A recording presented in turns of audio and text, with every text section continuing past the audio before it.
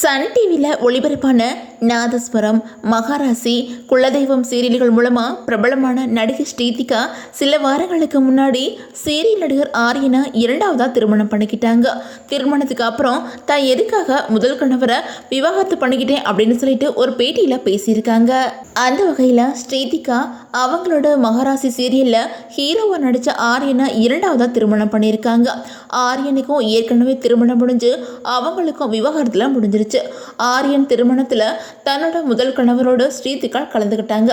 ஆனால் இப்போ இவங்க ரெண்டு பேரும் முதல் திருமண வாழ்க்கையிலேருந்து விலகி இரண்டாவது திருமணம் பண்ணியிருக்கிறாங்க. இந்த நிலையில் தாங்கள் எதுக்காக விவாகரத்து பண்ணிக்கிட்டோம் அப்படிங்கிறத பற்றி ஒரு பேட்டியில் பேசியிருக்காங்க. அதில் ஸ்ரீதிகா தன்னோட முன்னாள் கணவர் பற்றி சில விஷயங்களை சொல்லியிருக்கிறாங்க. அதில் அவங்க என்ன சொல்லியிருக்காங்க அப்படின்னா, அவர் ஒரு நல்ல மனிதர், அவரை பற்றி எந்த குறையும் சொல்ல முடியாது. ஆனால் எனக்கும் அவருக்கும் திருமண வாழ்க்கையில் சில மிஸ் அண்டர்ஸ்டாண்டிங் இருந்துச்சு. ஆரம்பத்தில் எல்லாம் சரியாகிடும் அப்படின்னு நாங்கள் நினச்சோம். ஆனால் அது நாட்கள் போக போக விரிவடைஞ்சிக்கிட்டே இருந்துச்சு. நான் சின்ன வயசில் திருமணம் பண்ணிக்கல. 30 வயசுக்கு மேலே வீட்டில் பார்த்து தான் எனக்கு திருமணத்தை பண்ணி வச்சாங்க.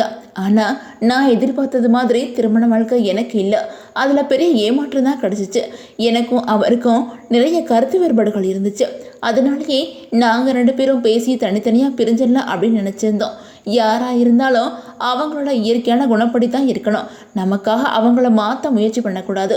அதனாலேயே நான் அவரை விட்டு விலக்க முயற்சி பண்ணிட்டேன். அதே மாதிரி ஆரியனுக்கும் அவங்களோட முன்னாள் மனைவியும் காதலிச்சு திருமணம் பண்ணிக்கிட்டாங்க. அவங்களுக்குள்ளேயும் கருத்து வேறுபாடு வந்துருச்சு.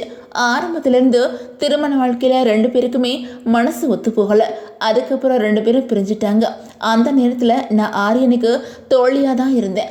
அதனால அவங்களோட திருமண வாழ்க்கையை திரும்பவும் சேரணும் அப்படின்னு சொல்லிட்டு பல முயற்சிகள் பண்ணினேன். ஆனால் அது நடக்கவே இல்லை. இனி முடியாது அப்படிங்கிற ஒரு கட்டத்தில் வந்ததுக்கப்புறம் தான் ஆரியனும் அவங்களோட மனைவியும் விவாகரத்து பண்ணிக்கிட்டாங்க. நாங்கள் ரெண்டு பேரும் ஆரம்பத்தில் நட்பாக தான் இருந்தோம். சீரியலில் ஒன்றா நடிக்கிறோம் அப்படிங்கிறதுனால பல ரீல்ஸ் வீடியோக்களையும் வெளியிட்டு வந்தோம். ஆனால் எல்லாரும் நீங்கள் ரெண்டு பேரும் காதலிக்கிறீங்களா அப்படின்னு கேட்டு வந்தாங்க. அந்த நேரத்தில் எங்களோட மனசில் எதுவுமே இல்லை.